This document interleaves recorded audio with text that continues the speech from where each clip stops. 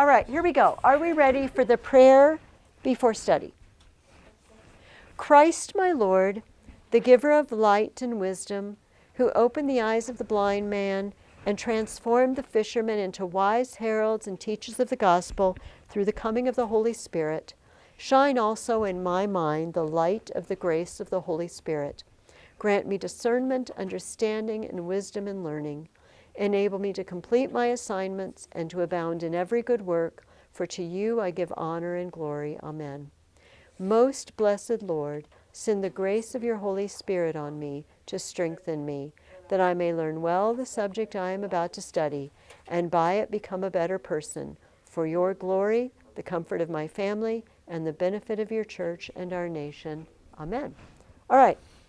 Beautiful. You have papers for me, I believe, on castles, which is our topic. Yes, one of you can be the designated collector and you can bring them to me. You're the collector. Oh yes. And did all of you mark your thingy-doos? For future reference, by the way, IEW, they refer to these as dress-ups. Some of them are not their dress-ups, but that is how I will refer to them. Parallelism, alliteration, because it dresses up your writing and makes it fancy. So sometimes I'm not sure, great, and I want to say dress-ups, but I don't really use that term with you, but now I am using that term. So just a second, Christian, where's your strong verb and alliteration? Did you have those? Why don't you see if you can find those? Awesome. I think he found one. It sounded very dramatic, as if he has located one.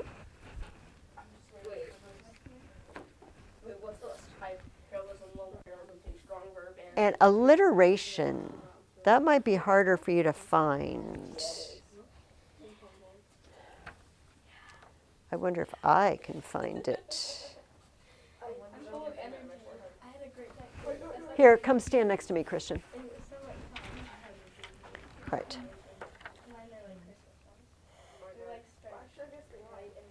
Is it possible you forgot to do it? Maybe. Or do you think that you did it? I'm pretty sure I did it though. I remember doing it. I'm often pretty, I like vast variety, but usually we want 3 Vast variety. Vast. of very interesting things. Yeah. Maybe I tried to write. Okay, maybe that's fine. You know what? We'll mark that. Here, just a second. Vast also a strong verb. Vast is not a verb. Vast is an adjective. It tells what kind of thing something is. Yes, but run would be the verb. Okay, are we with me? Let us turn in our reading guides to page 25 and take a look at our questions this week. I have an interesting writing assignment, something completely different that I think you'll have fun with. It lets you use your imagination a little bit. I'm sorry, Julia likes reports. Just no. Here's, guys, first of all, you need to all stop talking while I'm talking. Second of all, here's why. I know you think it's quaint and I'm old.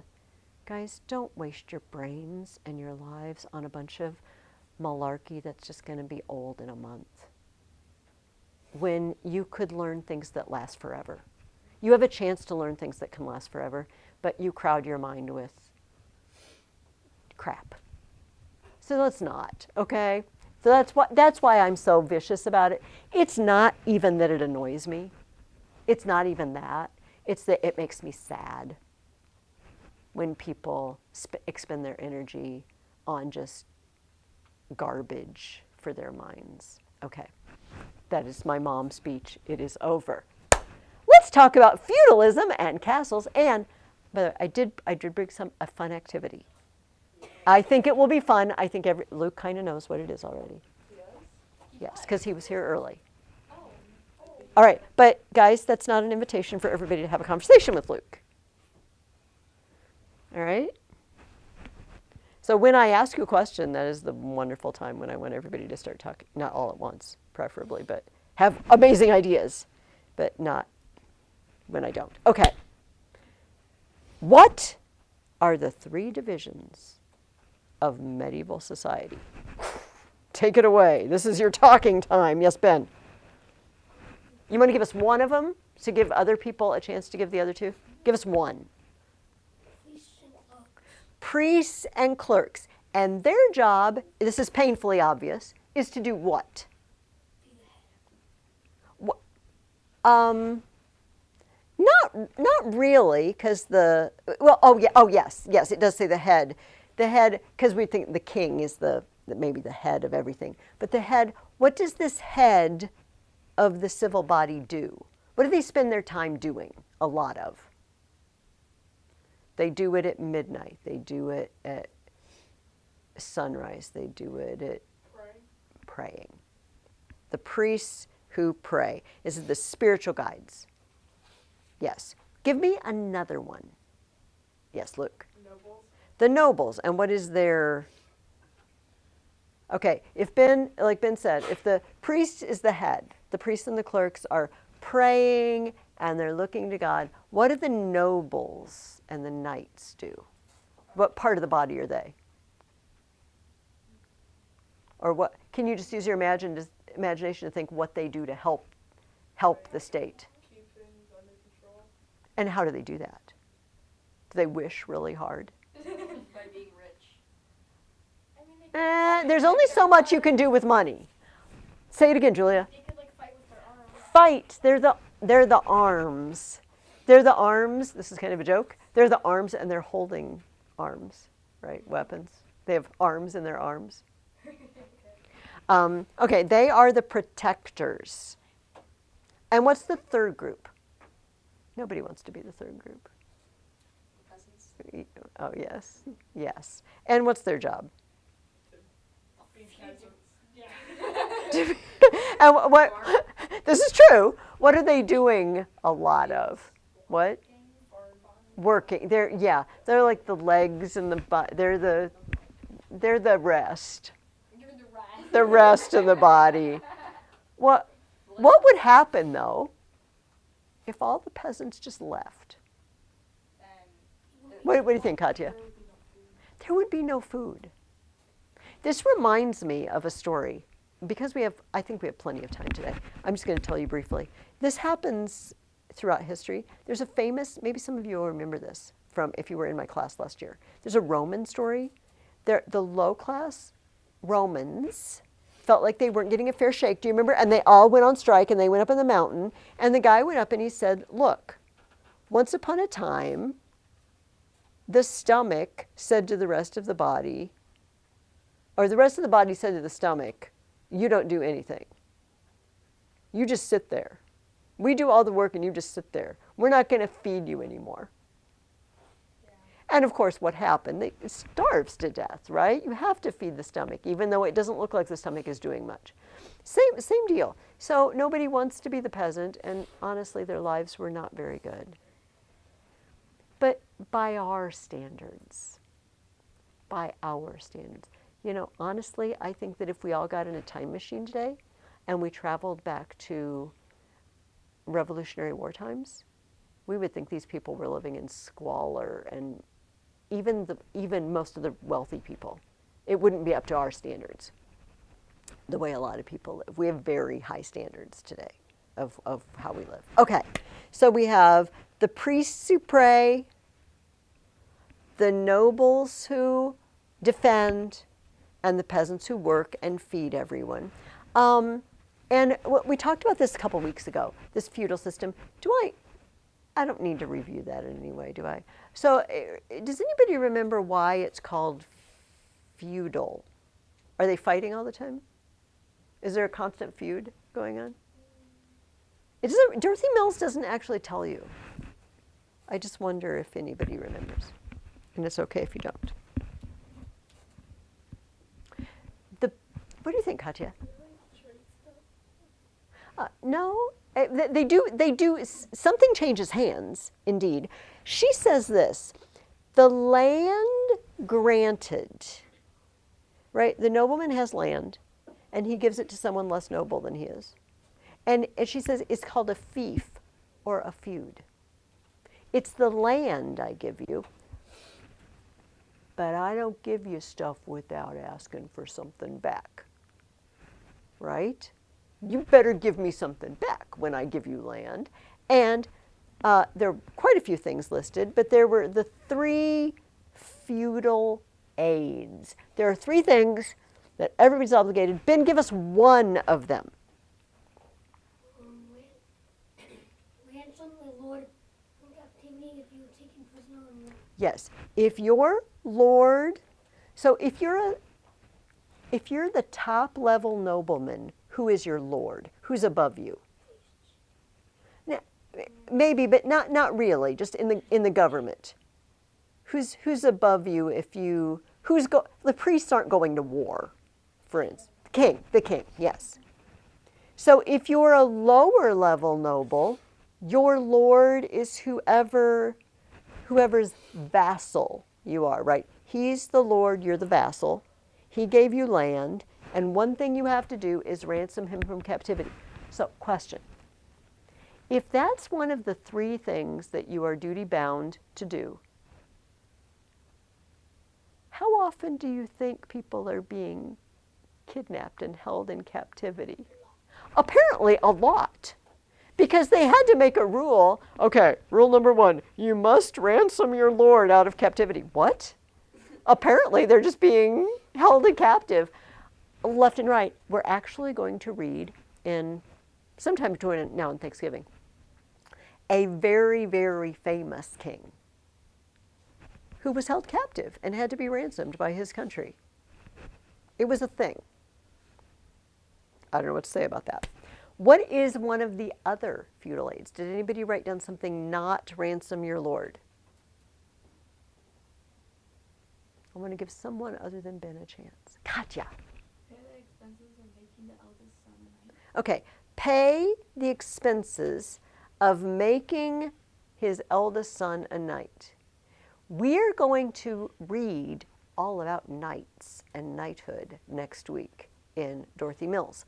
But just before reading that, what do you think might be some of the expenses? Why would that be expensive? The armor. Okay, the armor. You got to fit him out with everything. Armor, horses, whatever, some horses had armor, all the trappings of the horse. What other thing do you think might be expensive, Ben? Okay, so you might be giving him some inheritance, and then he becomes the vassal of whoever's knighted him. Yeah, not to mention probably a very big party. What do we do today that's really expensive and we throw a big party? People do it all the time. Weddings. Picture wedding. Right, level. You're going to invite people in and you're going to have to feed them. It's expensive. So we'll talk more about that next week. But so what do we have? Ransom your Lord from captivity, because apparently that happens all the time. Pay for his eldest son to become a knight. What about the other sons?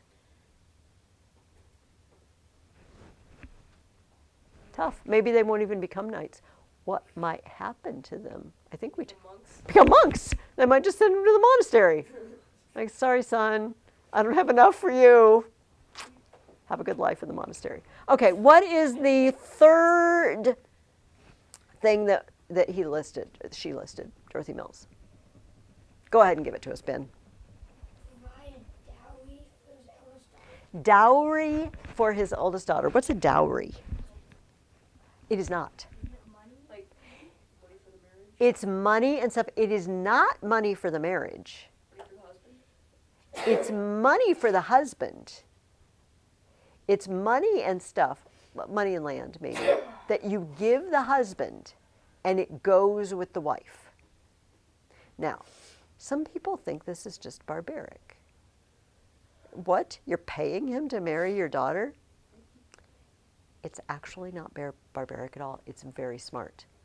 Because, so Luke marries the princess Badura from the Arabian Nights, okay? And he gets $1 million in dowry. And Luke's not very wise. I'm sorry, Luke. You are in reality, but not the fictional Luke that married the Princess Badura. And he spends $500,000 on a new, on a new car. I don't know, whatever. 500,000. A used one.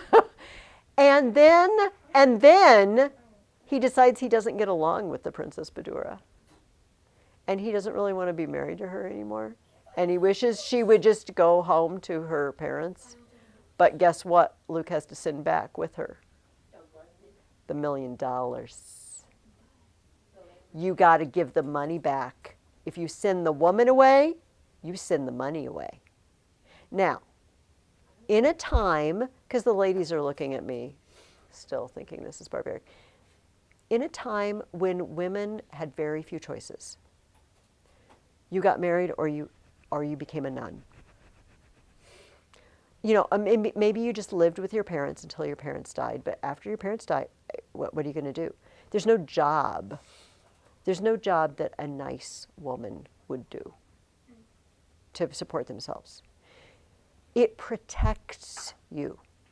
You can't just get married off and then he decides he doesn't like you and he dumps you. Oh no, because he'll be given all that money back. He'll be given all that money back.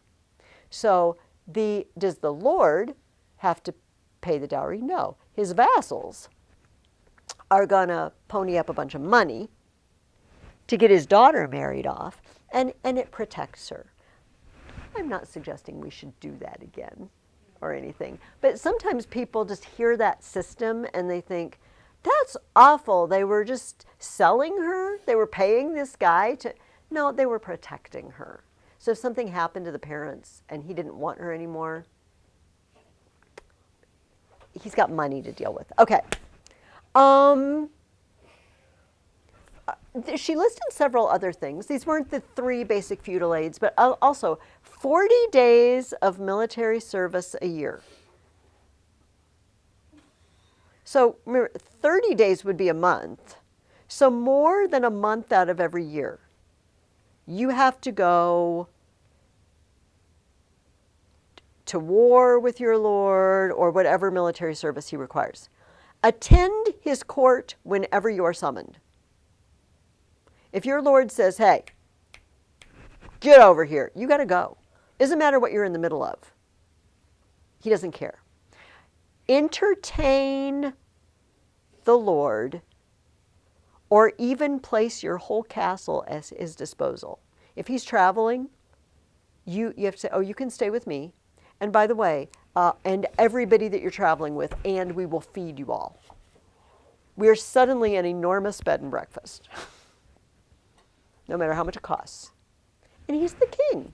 He expects good stuff. This is kind of tough. And accompany him on expeditions and wars. He goes to war, I guess you're going too. Now, this is really interesting.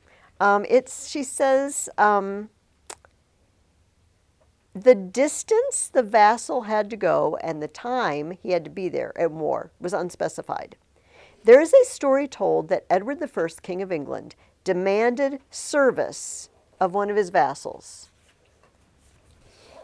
And this is what the vassal said: I will willingly go with you to Flanders. So it was just across the English Channel. O king, riding before you in the first rank, as is my hereditary right. I will go with you.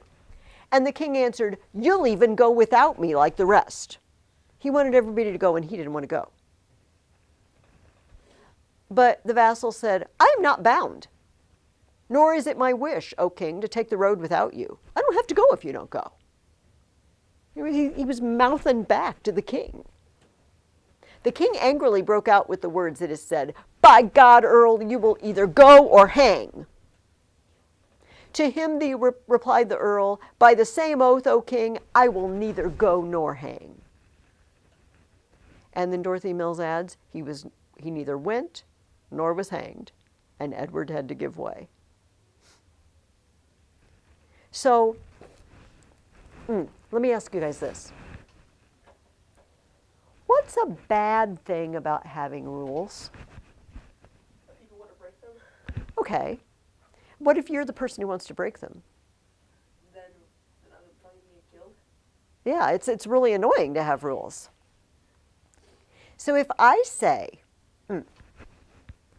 okay, that you're not going to get killed for this, obviously. This is a very small rule. Just a second. Okay, you have to have both kinds of parallelism and a strong verb and alliteration. That's the rule. All right? On the one hand, why is that unpleasant?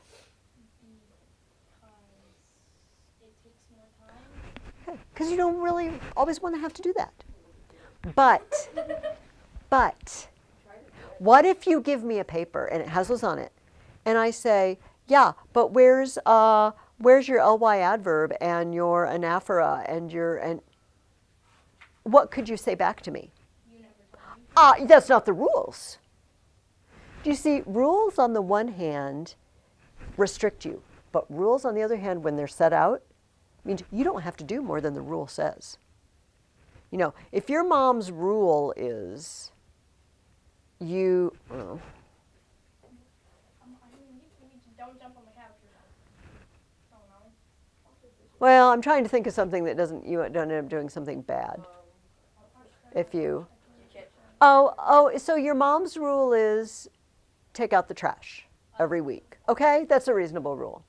But then she comes in and she says to you, why didn't you, take out the recycling? And you might say, by the way, don't do this. Don't argue with your parents. If she says take out the recycling, do it. But you might say, well, that wasn't specified. I didn't know, so I can't really be held accountable for something that was beyond the rule. Does that make sense? So, I mean, when we hear rules, we often hear, oh, I'm restricted and I'm going to get in trouble. But honestly, it also means that they can't expect you to do more than that. And that's what this vassal said to Edward. Okay. I asked you to read. Okay, can we move our questions around? I want to skip down to the truce of God. What is meant by the truce of God? Yeah, does somebody other than Ben want it? Luke wants it. I don't remember like when it was, but basically it was to where, like everybody, enemies, friends, strangers, just get along. Yeah. No war, no fighting. No more. So that's fine. And you don't have to remember because when it changed. But set times when you can't fight. You want to add something in? You can fight from Monday to Wednesday and peace from Thursday to Sunday. There's also no fighting on holy days. Yes. I'm sorry I'm laughing. I will tell you why I'm laughing in a minute. I'm also coughing. Yeah, it's kind of. It's so Julia and Katya are at war. They are not in separate countries, but they are neighboring noble ladies, right? Their castles are on adjacent lands. We're arguing through the windows. And no. You're sending your knights to kill her serfs and knock down her food and burn her fields, and you're doing the same to her. Maybe because you're arguing over the boundary or something like that. Maybe you don't even remember why you're fighting. Yes, okay, so Julia sends Christian over and he kills a few of Katya's serfs and burns her fields. And then Katya sends Luke and Ben back to retaliate. But here's the thing. They still hate each other. But they can only do this from Monday to Wednesday. And then they have to stop and just pretend. Oh, hi, we're fine. Yeah, apparently we're pretending that we're fine. Or, no, See you on Monday. yeah, it's like, And here's the big question this leaves in my head. So Christian came and burnt Katya's fields on Saturday. How's that going to help her on Monday? She can't plant things Monday morning and harvest them by Wednesday night. If somebody keeps, you have to have a long-term peace for it to do any good. However, it does mean that Julia and Katya can both send various servants to take goods to market for you and sell, and they won't get killed by each other's knights on the way.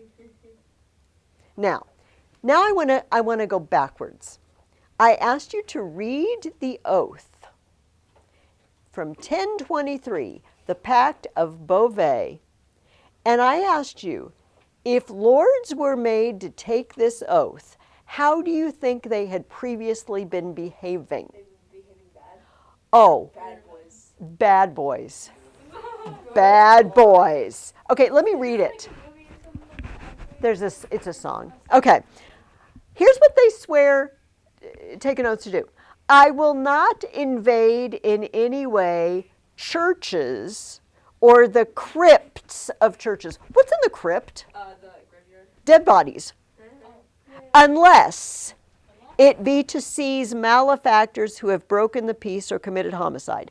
I will not break into a church or a cemetery unless I'm chasing a bad guy. So what does that mean they were doing previously? Being bad. Breaking into churches, apparently, and cemeteries.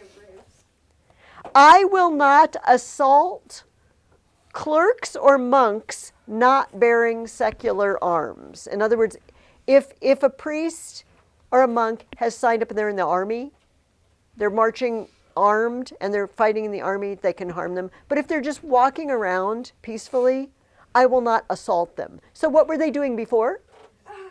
Look over there. Should we? Yeah, it's a priest. Let's go beat him up. What? Okay. I will carry off neither ox nor cow nor any other beast of burden. Okay, so what have we been doing? Just cattle wrestling, apparently. I will do nothing to cause men to lose their possessions on account of their Lord's war, and I will not beat them to make them give up their property. What? You get the curtain out, buddy. From the first day of May until All Saints' Day. Oh, it's the first day of May, and when is All Saints' Day? In a few days. Yes, November 1st. So basically most of spring, summer, and fall. I will seize neither horse nor mare nor foal from the pastures. I will neither destroy nor burn houses, nor root up, nor cut down the vines under pretext of war. So apparently they were doing this, but here's the thing. They can do those things from the 1st of November to the following May. Steal horses, burn houses, cut. I don't think I need to add anything to that. I think that is self-explanatory. That's awful. Okay. Next up, the castle. This is what we're going to spend most of our time talking about today. And can somebody just tell me why did they stop building castles? Luke. Gunpowder. Yeah. Gunpowder. When you can blow up the wall, it no longer does you any good. When you can shoot cannonballs through the walls and knock big holes in them. Unless you build a castle that had like 4 different walls or something, maybe that would do good. But build a wall and then dirt and then wall, then dirt, then wall. This is true. But eventually, if you can get through one, you can get through 4. Does that make sense? It'll just take you a little more time. And so it really wasn't very long. We have this idea of castles. The period of castles didn't last very long because once they could start blowing them up, it was not helpful. In the email I'm going to send out when I get home today, I have another link. By the way, it's totally fine if you did not, but did anyone watch the David Macaulay Cathedral I watched some. video? Okay. There's another one, Castle. Is it on YouTube? It's on YouTube. Yeah, I don't have YouTube. My mom blocked it. Oh, okay. Then you cannot. You actually used to be able. Hey, guys, listen to me. You actually used to be able to get these videos from the libraries. It might be in the library. It's just optional. I didn't tell you had to, but I found them very entertaining. And sometimes it's nice to see pictures. He's walking around and showing you castles and showing you how they used to drop boiling oil on people's heads and stuff like this, which is all very fun. But I brought the book. This is the book that it's based on. Same guy. These are wonderful books. Hey guys, I'm not going to go through the whole thing. I just wanted to show you a couple of pictures. One thing, how do you decide where to put your castle? You've just been given land. In the middle of it. Okay, in the middle of your land, why? Because then you can like. I don't know. Yeah. Okay. All that. There's This is a legitimate plan. Now, what if, just a second, hold on to this. I might blow up your answer, but I'm going to take a chance. What if this is your land? Your land is very level, and then right in the middle, there's kind of a low spot. well, we would build it. And do you want to build it in the low spot? No. Why not? Because then like they have the advantage of having. Okay, then they have the advantage of higher ground to shoot things in at you, and you don't have, you can't see as far. I So, would build it on like a hill. okay, so If I did have a hill. So in one direction, you might say, I want to have a location where I can get to all parts of my land quickly. On another idea, you might want to be in a place where you have a good view. Okay, what were you going to say, I Christian? was thinking you're building your river so you have a plank so you can grow a farm. Okay, so you need to have water, and also, what if the army, Julia's stuck in her castle here, and Katya has surrounded her. What's going to happen to all of Julia's people in a few days if they don't have any water?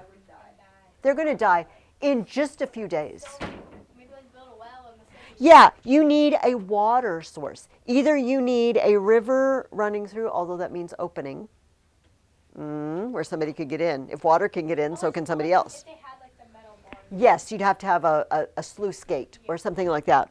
So water source so that you, A, can irrigate crops, B, all die. What were you going to say, Luke? Like the kind of like the hill thing. So what's another reason? So let's do the opposite. We're talking about where one might choose to build one's castle. So, okay, let's build our castle here. That's the most And we're going to assume it's got a well. All right, here's the well. Okay. Water Okay, there. Are you happy now? What's good about this site? you have the advantage of like higher ground. And what's And you have water. okay? And what's the advantage of higher ground? Shoot down. You can shoot down. And what can they not do as easily? Like, They can't shoot in. What else can they not do? Climb in, or what might they want to use to attack your castle? Not cannonballs, not tanks, because remember we said when there's gunpowder, castles are no longer effective. What did they use?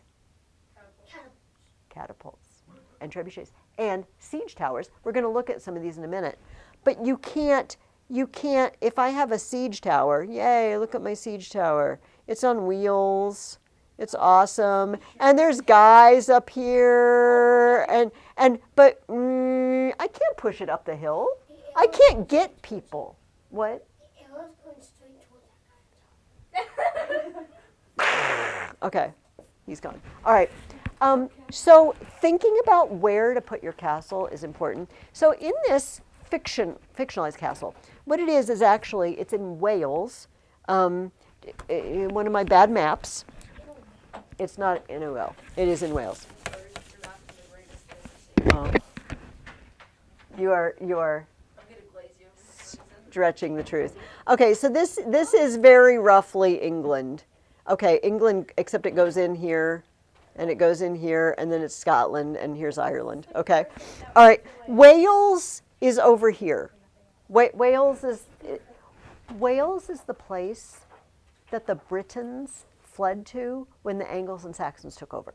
Okay, and so in this story, the British are trying to make the Welsh, the Celts there, more friendly to them, but they also want to make sure they don't have any uprisings. So they're putting castles. The king is giving land to various noblemen, saying build castles here, so that you can keep an eye on things. And that's the purpose. So it wasn't always just, oh, I just want to build a castle. It was, will you please build a castle here to do a job for me? Anyway, this is the site that this particular lord picked. He's going to build his castle here. This is all water. Nice. He's got a water source, but also nobody can attack him from those sides. Do they have boats? Yes. Yes, but there's going to be walls. Oh. So they can't attack. And there's all this area to build a town outside the walls because you need a town because you've got to eat. So like I said, I picked a few cool pictures to show you guys of this process. Here's the layout of their proposed castle. It's water on all these sides, moat here, and then a gatehouse. Since you just did a whole paper on castles for me, you know about these things. One thing I did read, that it was an innovation. Do you see how there's a wall around and then everything else is right in the middle? It wasn't like that at the beginning. They used to just put things in one corner. But then, like, if you did in the middle, then you can build a wall around that, too. Yes, and there's nowhere the enemy can hide here that you can't be on the inner wall and see them. It seems much smarter, but apparently that's not the idea they had at first, which it seems apparent to us.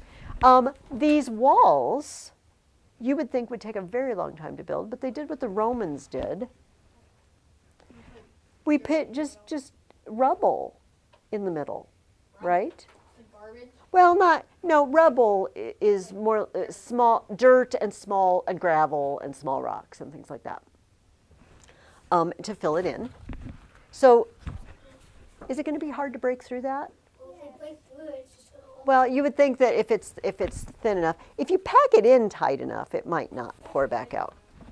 So here's a picture in which the castle has been built and now the town is being laid out. They're also going to put a wall around the entire town. The town is walled. The castle is super duper walled. But eventually, here it is, the area inside the wall gets filled. So where are the people going to live now? Outside the wall. And when an enemy comes, they're going to run inside the walls and hope there's room for them. At the end of this book, we have this picture where people are now, the city is spilling. Here's the wall. People are spilling outside the wall. It says, the conquest of Wales was only complete when both English and Welsh passed freely through the gates into towns like Aberwyvern, which is this fictional town, 200 years after the king's death.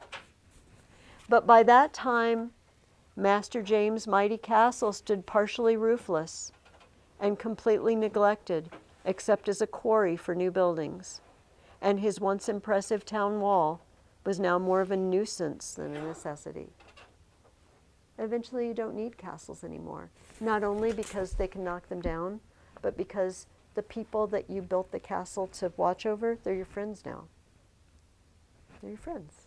We don't need to watch over them anymore. All right, also brought this one in. I love these look inside sort of books. Yes, where it's got pictures where you can see inside. I wanted to mention this. How do we defend a castle? You guys read about this and you did a paper, so you guys tell me, how are some ways that people defended castles? Okay, archers. Yeah. Yeah, would they, like, pour oil into the moats and then light it on fire or something? You could do that, I suppose. I often Alligator. boiling oil, Yeah, those holes over the gate. holes, or the murder holes. They call them. Did I tell you that in your? They called them murder holes. There's some. These are all very effective, but there are some problems. One problem with shooting arrows is, obviously, here's the wall. Well, okay, yeah, but yeah, I'm standing on the wall and I'm shooting arrows and I'm just, hey, Shoot me. I'm just standing here like a sitting duck, as they say. Window. The little windows. But if the window is big, will that help? Okay, it has to be a little window. And you still have to be able to see it. But here's the thing.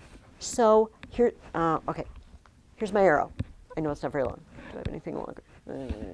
Okay. Oh. Okay. So here's my arrow. I'm shooting my arrow, but I've got this hole and the wall's thick. So I can only point it through the wall here. But what if you're over there? Wait, so you should make it little at the thing, but then open up. Mhm. So they Yes, I need to make my end. I need to slant it so that my side is wider, so I can go like this, and I can go like this. Right? You have to be clever about these things. So they couldn't just build any old way, or they're going to get killed. So some of the interesting things I saw here are some loopholes. They're called. Of various shapes and sizes, so that they can go in different directions. But this is the thing I thought was cool. When the enemy comes, I'm going to stay here. When the enemy comes, here's the wall, right? Here's the stone wall. But I would like to be able to drop things on people climbing the wall. But if I lean over to drop the things, they will shoot me, or I could fall. So what do? We build a little wooden hut sticking out over, and then you can just drop stuff. Look, this guy's climbing up, and this guy's going to just drop stuff on him. Oil or big rocks? Drop yourself. Don't drop yourself. I don't feel like that's going to end well for you. Yeah, they're called hoardings. So they have holes ready-made in the walls, and they can just stick the pegs in and put the hoardings on there, and then they can just sit in there and defend the walls and be safe. Eventually, they stopped enjoying setting these up every time they were attacked, so they just built, here, I'll put this here, where it projects out. I'll bring it to you guys. I love this. See, the top of the tower sticks out a little bit, and it's got holes, and you can just drop those rocks right on the people down below. I love this because it's very clever. Clever. It's very clever. I mean, it's brutal, but it's clever. Okay, while I'm standing here, oh,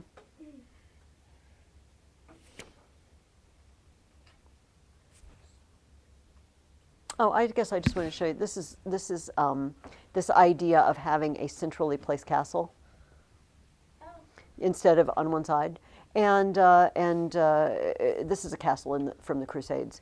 They got the idea from there. But I love this diagram because it's showing all the different places you can shoot from and different angles you can shoot from. They made sure that no matter where you were in the castle, you had a clear shot. Yes. So the knights, whose job it is to defend their lords in these castles, you're going to read about next week. You are not going to write a report on knights. What a good question, Julia. No. You'll like it. You'll like it. Okay. Let's talk about that. And then I'm going to talk about King Arthur, too, that we started this week.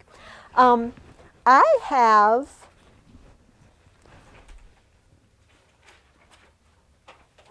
Okay, I'm just going to give you the picture first.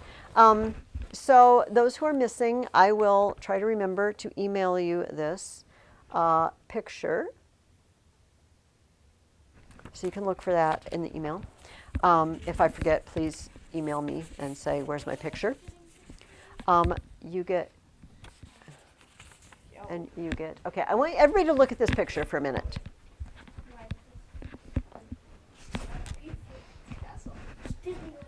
It is not Disneyland. It's a very nice castle. Oh, by the way, Yes, I just noticed that, Julia, is exactly what I was going to say. Oh my gosh, it has the projecting thing with the hole in the bottom. Okay, everybody listen for a minute. Or more than a minute maybe, but for a little while. But remember, I've got something to do. If we get done with everything, then we're going to get to do it. You'll like it. First of all, what is this picture? There is a very famous book I wrote down, from between 1412 and 1416, so 15th century. And it's a book of the hours, which means it's a book of the prayers throughout the day, right? It's just it. But it's illustrated beautifully with scenes of life in the 15th century. And it's very famous because its pictures are so beautiful and they tell us a lot about life. This is from that book. This is one of the illustrations from that book. But here's what I'd like everybody to do. Look at the people. I realize they're very small, but you guys have better eyes than me. Okay, there's two dogs doing something. There's a guy going up the stairs, and does he have a dog after him? A little white? Or, no, I guess that's the edge of the cement or the edge of the stone. So he's coming up with his staff. Below him, there's a guy in a boat. Maybe that guy came out of the boat, unclear. Look over on the far right. There's a guy and then somebody smaller. Unclear what they're doing. Look at the guy to the left of the dogs. The guy with the fancy hat. What's his story? He's got fancy stockings and shoes, and he's just kind of strutting along. What about this guy leaning against the wall? What's he up to? I don't know. He seems a little suspicious. And then we have these guys talking. Over to the left, we have three people talking. Somebody's coming through the gate. Or going in. Here's what I want you to do. What are we going to do? Haha. Julia says it in a very scared voice. I want you to write 3 paragraphs. No. We have a lot. It's not a lot. I want you to pick. Wait, you were writing about the picture? Yes. So everybody stop talking for briefly and listen to the instructions. I want you to choose 3 people or groups of people. Like if they're people together, they can count as one, if you know what I mean. They're obviously together. If they're obviously together, including the dogs. Including the dogs. The dogs can be, you can choose the dogs. Think about what they're thinking. The dog could be thinking about it wanting to bone or something. Mm-hmm. And what your 3 paragraphs are going to be is each one's going to be a very short backstory of what they're doing there. What's going on with them. So the noble was walking to his fancy house outside the castle. Okay, and then tell me why has he been to the castle? Why? He was in the castle because he had to bring See, that's it. That's exactly what I want you to do. Ask yourselves the popular questions. Who is it? What are they like? When is this happening? Where are they all? And why are they doing what they are doing? who, what, when, why, where, why. Yes, Who, what, when, where, why. the W questions. Oh, W. Who? W. What? What? Who? What? Does that make sense to everybody? Yeah. It's completely and utterly your imagination. But could you please base it on what we've read about castles, what you're reading about knights this week, what we've read so far about the Middle Ages. In other words, no fighter jets. Can I make it kind of goofy though? It can be goofy, but keep it historically accurate is what. Boiling water in it? Boiling oil in it? Sure. Can we please not do the parallelism and the No, you're doing them. You're doing them. Parallelism 1, parallelism 2, strong verb, and alliteration. on the board? Does that make sense to everybody? I feel like each paragraph ought to have at least 4 sentences. Yep, that's what I have written down. Okay? Somewhere between 4 to 7 sentences. You know, if you get really into it, and you're just being these dogs, right? And then you're thinking about where they live and why they might be, or if they're fighting. Maybe they're friends. It was thinking about the beautiful meat that it found. Yes, and hey, dude, come. I'll show you where we can get some food. Yeah, whatever. If you get into it, hey guys, shh. If you really get really into it, it can be longer. Yes, Katya. No, it's not that. Hey guys, listen to me. Listen to me. That only really works when you're not writing fiction. So when we're telling stories, we don't really have to go back to that. It's an excellent question, Katya, but I just want to make that clear. This is completely and utterly fiction, but based on everything you know so far. Any questions? Does that assignment make sense to everybody? Yeah. Okay, we're good. All right, I would like you to do that. And last of all, I would like to talk about King Arthur and his knights. I want to start this discussion with a question. Does anybody find this book odd? Ben, what is odd about it? Okay, there's just a lot of decapitating. Yeah, we were just chopping everybody's heads off. This is very true. Katya, what's odd to you?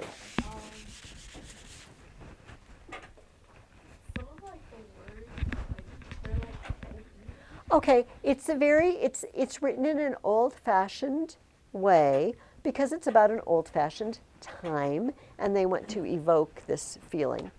Tell me a little bit about Merlin. Who is Merlin? What's he spend a lot of time doing?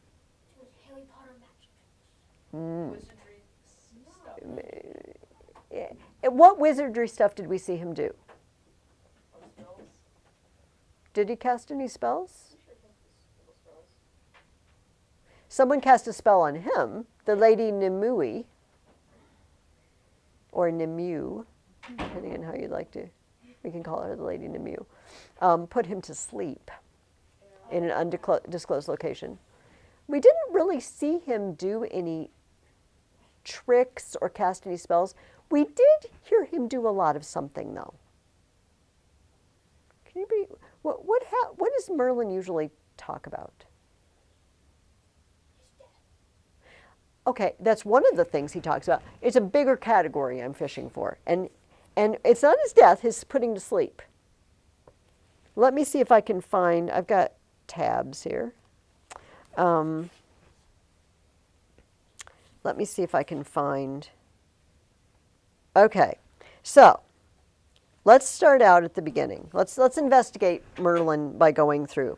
First of all, I mentioned when this is supposed to happen, but the very first paragraph tells us, after wicked King Vortigern had first invited the Saxons to settle in Britain and help him fight the Picts and the Scots, the land was never long at peace. Why? Because the Saxons didn't leave, right?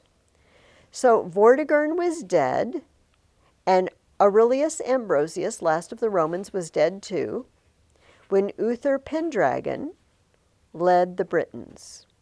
And then finally, he died. But before he died, he had a son. And this son was whisked away and raised by a man named Sir Ector, who knew it wasn't his son. So if this young boy was whisked away, how did he end up getting to be king? Nobody knew he was king. What did he do? What kind of sword? Mm-hmm. Only the true king could pull the sword out of the stone. It's a funny story of how he got to. Yes, because Sir Kay, his brother who isn't his brother. Yeah, he goes, go fetch my sword. The house is locked. He goes, oh, there's a sword in the anvil. Yeah. Because he doesn't even know. He doesn't even know that it's a special sword. Like, oh, nobody's using that sword. Mm-hmm. And so everybody says to Merlin, why have you made that kid king? Be silent and listen, all of you, commanded Merlin.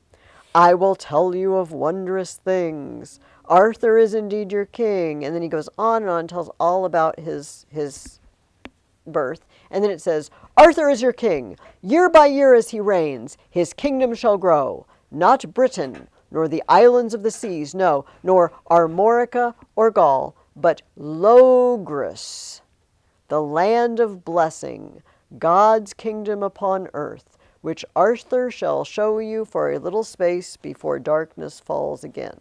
Okay, so that's the first thing of note that we hear Merlin say. Then he takes them all into the castle, Camelot, right? And he's built a table for them. And by the way, why is this table round? So no, because they were like, why does he get the front top of the seat? Yeah. Why does he get a better seat than me? He's at the head of the table and I'm at the end of the... No, it's a round table. Everybody's equal. Everybody can equally see everybody else. Okay. For this cause, said Merlin, no man shall handle this sword now, save only Lancelot and Galahad his son, and that shall be when the knights of Logres seek for the Holy Grail. In this castle also you have a bed, but none shall lie in it without going mad, save Lancelot alone. But in the end Lancelot shall use this sword, and the bravest knight of Logres, the man he loves best in the world, shall fall beneath it, and that shall be Gawain. But soon thereafter shall come the last battle on the plain of Camlan, and the darkness shall fall once more upon Logres. What does Merlin spend a lot of time doing? Yes, and speaking about what? The future. Merlin runs around saying, this is how I picture Merlin.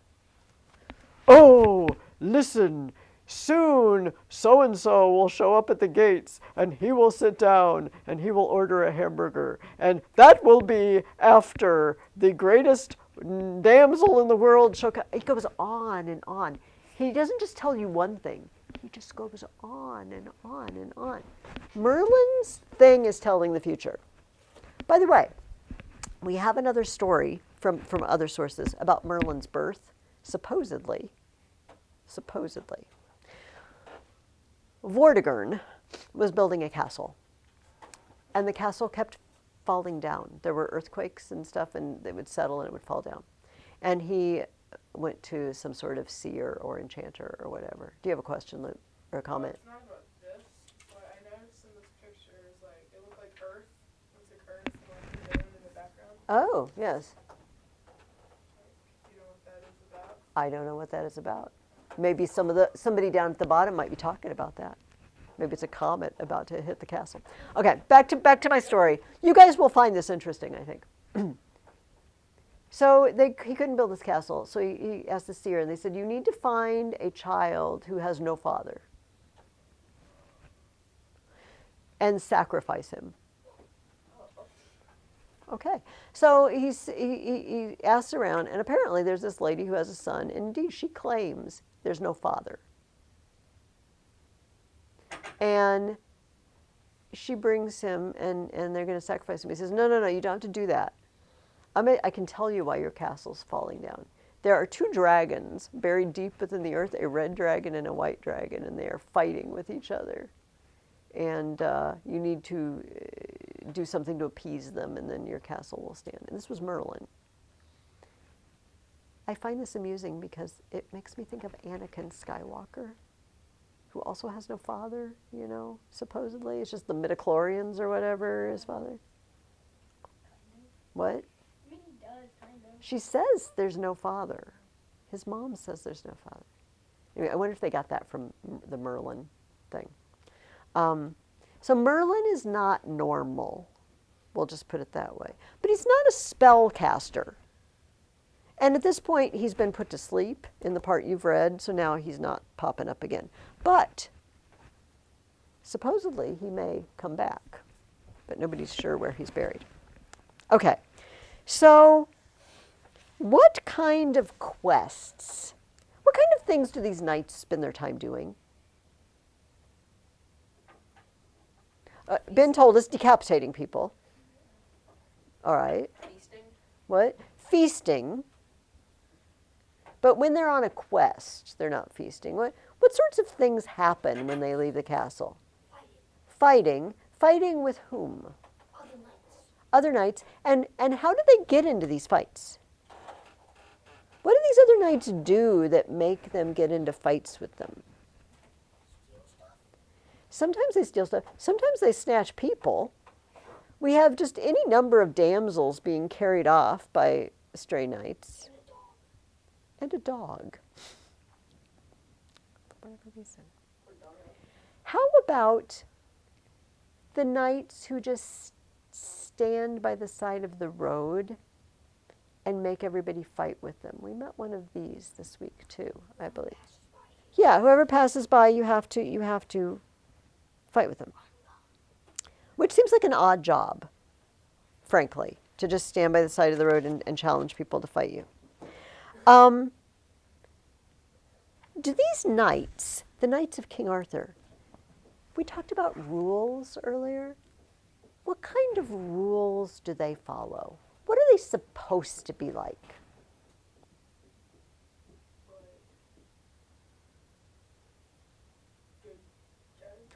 They're the good guy. Very good, Luke. They're the good guys. They have a code of honor they're supposed to follow. Let me read you a couple of things that happened. It involves decapitation. And we'll see if we can see some things that are important to being good, to being the good guy. All right. In this particular one, it is a story of the dog, the white deer, and the dog and the lady, and they were going off following various ones. And Gawain was I don't even remember which thing he was following, quite frankly. Whether it was the damsel or the dog or the deer. Doesn't really matter. Because as he went along on his quest,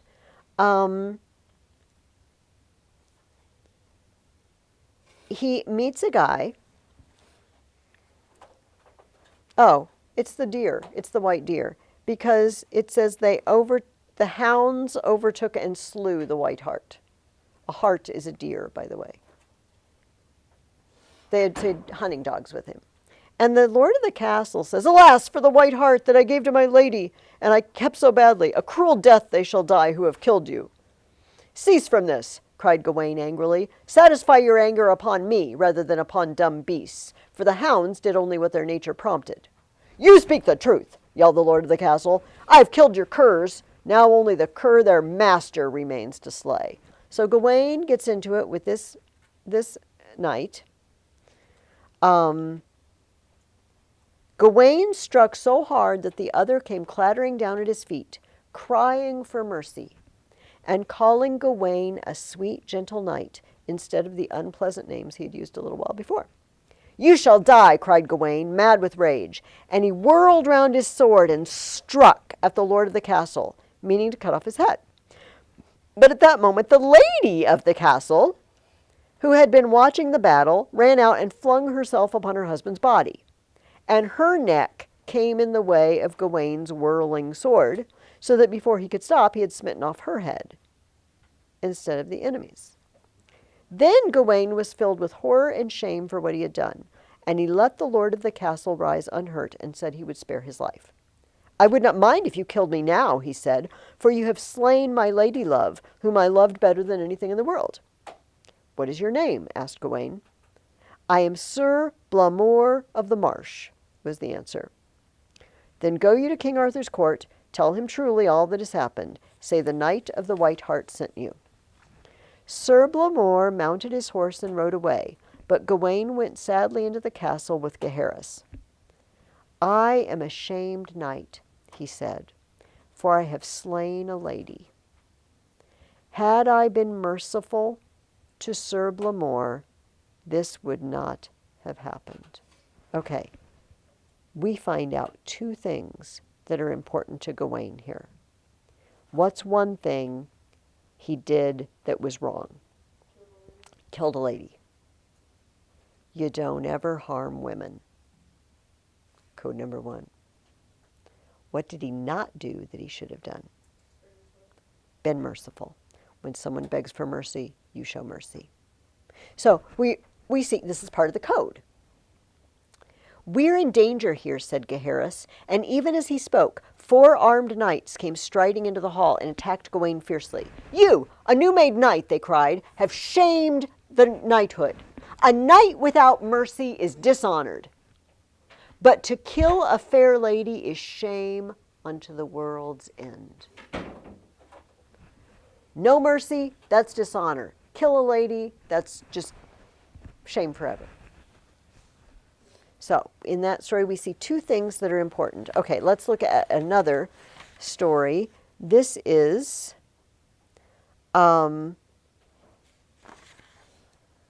Tor. Sir Tor is following the knight who stole the dog for unknown reasons. And a damsel comes and she wants the head of this knight that Sir Tor has Sir Abellius, that has stolen the brachet, and he's spared him. This damsel comes and she says, "I want you to give me whatever I ask for." And he says, "Fine. I now ask for the head of this false knight Abellius, for he is the most outrageous knight living and the wickedest murderer." "Now I repent me of my promise," said Sir Tor. "Cannot he make amends for any wrong that he has done you?" "I spared him. Can't he make it up to you somehow?" "Not possibly," said the damsel, "for he slew my own brother before my eyes, and would not spare him, though I knelt half an hour in the mud, begging him for mercy. So strike off his head quickly, I beg of you." Sir Abellius heard all this. So why does Abellius deserve to die, according to the damsel? No mercy. No mercy. He begs Sir Tor for his life, and she begs for him to die. He's kind of torn between. But Sir Tor says, "I may not spare your life now, or I should be false to my promise. Moreover, I offered you mercy a little while ago, and you would not yield." So Sir Abellius loses his head. He was offered mercy, but he wouldn't take it. Okay. Sir Tor's dad, King Pellinore, he's the guy who runs around after the questing beast at the beginning.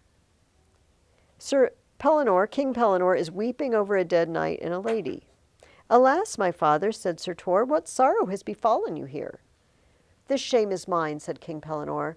"When I rode out from Camelot to bring back the Lady Nimue, I was so eager in my quest that I would not stop, for any.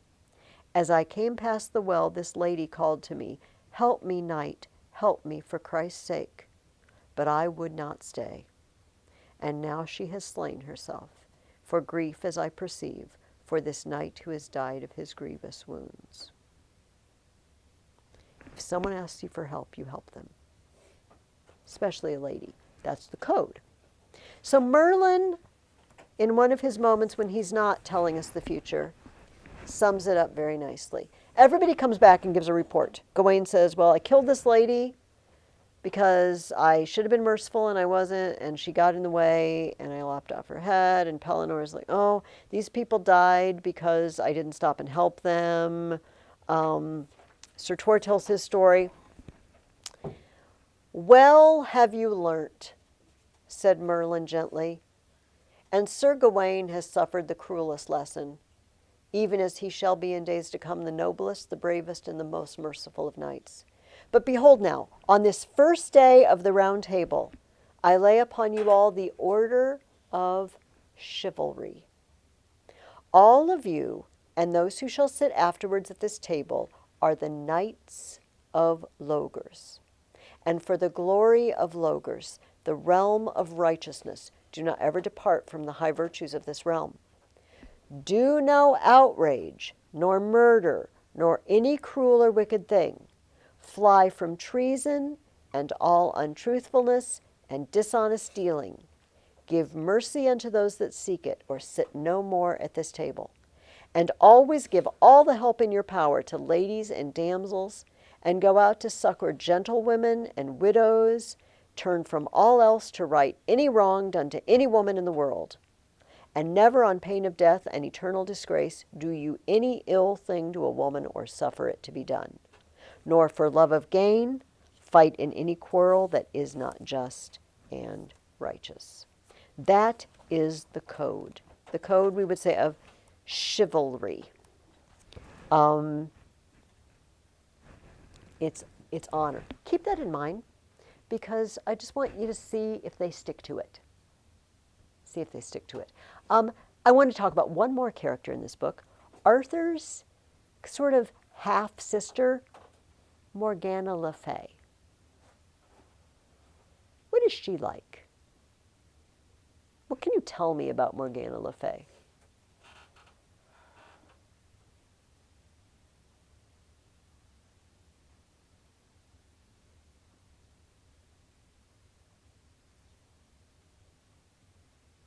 You just did we read it? Yeah. Did you read it? Okay. Are you just blanking out?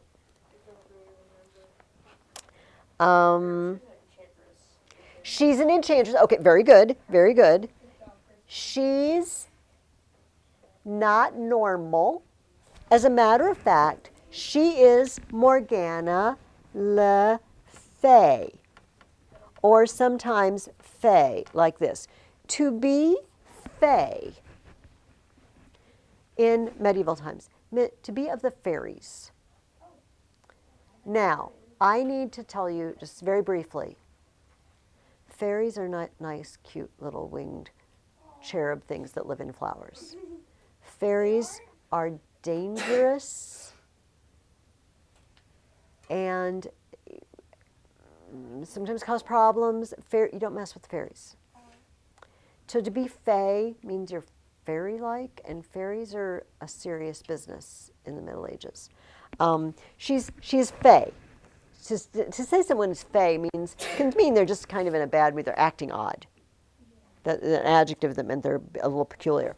Let's look at some of the things she did in what you read this week. She tricked 3 guys, including Arthur, to get on board a ship and enchanted the ship. And then one of them was her husband, and she whisked him back to his castle. One of them was another knight, and he woke up and he was right next to the edge of a well, the pit of a well, and if he had rolled over in his sleep, he would have fallen down and killed him. And then one of them was Arthur, and she set him up to fight another knight, except she stole his sword Excalibur and gave it to the other knight. And more importantly, she stole his scabbard, which keeps you from being wounded. That's one thing she did. Is this good or bad? Bad. Okay, bad, yes. Even she gets caught out, and then she goes and back and steals his sword again. Morgana is bad news. You're going to meet her many times again. One last thing. Arthur pulled a sword out of the stone, out of the anvil. Is that the sword he uses for all the rest of time? That's not the sword that Morgana stole. Where did he get the second sword from? Ben? Enchanted Lake. An enchanted lake. The lady of the lake just sticks her arm out, and he goes out in a boat, and he takes the sword Excalibur, which is an awesome sword, but the scabbard is even more awesome. I want to save some time because we're going to do the thing that I promised. I'm going to shut off the video. But I want you to read chapter 11. Oh, yes, there's a picture of it. Thank you, Ben. I want you to read, everybody listen. In King Arthur, you're going to read all of book 2. And in book 3, I want you to read chapters 1 through 4, or parts 1 through 4. All right. Oh, no, that's wrong. That's wrong. Don't write that down. Oops. No, book 3. just read book 2, chapters 1 through 4, or parts 1 through 4. All right? So in other words, you will not finish all of book 2. Oh, okay. You will just be reading part of it, just like you read all of book 1. All right. I will end the video here.